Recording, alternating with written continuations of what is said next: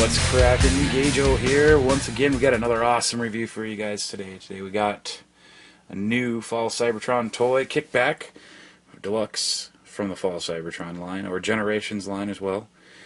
And, you know, it's going to be a mixed feelings review here, boys and girls. Obviously, we start out with the Grasshopper mode. Let's just take the weapon off and look at just the Grasshopper mode. Just the Grasshopper mode. Just the Grasshopper mode. Now, it's okay. It's not terrible, but the thing is that to get the orientation of this properly is just so horrid and bad that it's just, I'd rather not. I'd rather do something else. Just getting it into this mode. I don't like the fact that it has this separation here either with the head and all that stuff. The wingies here are really not able to be maneuvered properly. So all in all, just the bug mode bothers me. However, once you get to the robot mode, that's a whole nother biscuit. It's a whole nother biscuit entirely. So why don't we get to robot mode, because that's going to be the prime candidacy here. Now, the first thing you want to do is you want to take these pieces off and throw them aside, and then you'll be left with this. And what you want to do is you want to turn these forward like so. So they'll be forward. Okay. Now what you want to do is you want to open this thing up here and open that up. Okay. And then what you do is you fold that up like that. We'll bring his legs down like so. Now, before you bring his legs down and you connect all this crap together, you want to make sure that you pull this apart. You flip all this around into the back, because it just gets it out of the way so that you can easily get him maneuvered into a robot mode here. So, basically, once you get all his torso pieces properly aligned here, these will snap into a certain position. You see these? And this is part of his hips, and you want to make sure his legs are turned around the proper way. And then all this will fold down, so it'll kind of look like that. Okay?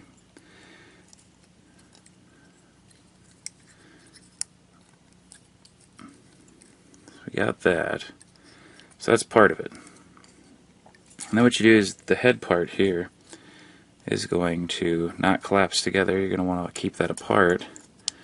Bring it up, down, and then there's a peg behind this that pegs into his chest. His head will flip around here like so. Then you can bring these chest pieces down like so. This head piece that you just, that was recently on his head can get shoved down back in there. Then these can get brought down. These can be orientated however you want. You can have them like that or whatever, it doesn't matter. These you want to bring up and forward like so they're coming forward. And then you get to his shoulder pads here and his arms. This will just kind of go up, and then you just slide these pieces back and you just twist his hands around like so. Same thing with the other side. Flip up shoulder pad, twist his arm around, slide that piece, and then give his hand a twist. There's another part. So these things will just kind of slide up. Basically, they're on a slide track, so that'll work. And I don't know, I usually keep his arms in the back folded over like that. I don't know if that really helps you guys or not, but just a notion. His feet obviously are fine as they are with the toesies in the front. And then you got yourself Kickback, one of the Insecticons from the Transformers Fall of Cybertron game. Kickback in robot mode is the most distinguishing, awesome figure I've seen in a long time. And especially just because of the context of who he is and what he is. He's an Insecticon. He is Kickback. And he definitely looks the part.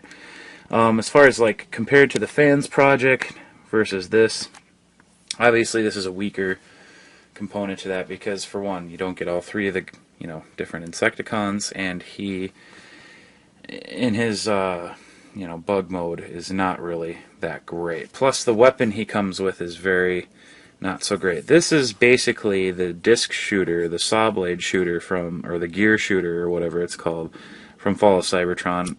It's very weak, for mine at least. So, I don't know, here's the clear purple blade, obviously, and then that just slides in there, gets pinched on the sides, and then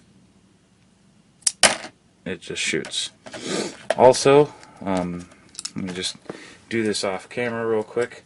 You can take these little wing blade things and peg them into the front part of the sides of this weapon, and what it does is it turns it into like a crossbow looking weapon for him particularly. So you can load that up, you can find the peg, shove it in his hand. He'll hold on to it okay. He gets a pretty good grasp on it. And then he has his weapon. Now it does make him very, very front heavy. So you got to kind of tilt him to your perspective. That's why he's probably got such big feet. But other than that, I mean, he can hold his weapon out in front. It's very heavy in the front, but it doesn't look too bad with it. Preferably what I do is I don't give him his giant I don't give him this part of the weapon. What I do is I just take these and have him hold them individually, because what they do look like are they're like little swords, little short swords, or like something like that that he can hold on to, and that don't look too bad actually for him. So, you know, it's basically up to interpretation. This guy is going for a reasonably $35 to $45 on Amazon, eBay, and all the such scalping sites. I wouldn't pay too much more than $30 for this guy, to be perfectly honest with you. If you're real big Insecticon fan, where you just need to complete your Fall of Cybertron line, $20 is $25, $20, $25, $15. Well, $15 is definitely worth just to get the robot mode, but $20, $25, $30 is just getting up there in the price where you don't want to pay. And I would definitely recommend this to anybody who is a Fall of Cybertron collector, or loves the Fall of Cybertron line, or wants to play the Fall of Cybertron, or has played the Fall of Cybertron game, because this guy's badass. So this is Gajo with another review, and I'm going to have more reviews coming in soon in the near future. Give me a couple weeks, you know, or not a couple weeks, give me a couple extra days, because I definitely don't want to rush this. I just want to do a couple reviews a week, probably 2 to 3 reviews a week at the most. Maybe at least try to get at least one review every 5 days down. That would be optimal. So about like 5 reviews a month or more, depending on exactly how the flow of Transformers is going and the flow of my bank account, obviously. So more reviews to come, guys. Thanks for sticking around.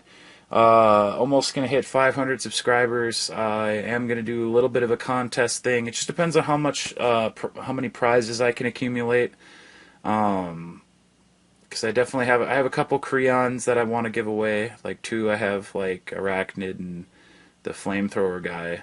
So I got those, and they're the newer microchanger line. So I don't know if anybody needs those, but yeah, definitely. I got a couple. I got Singe and Arachnid.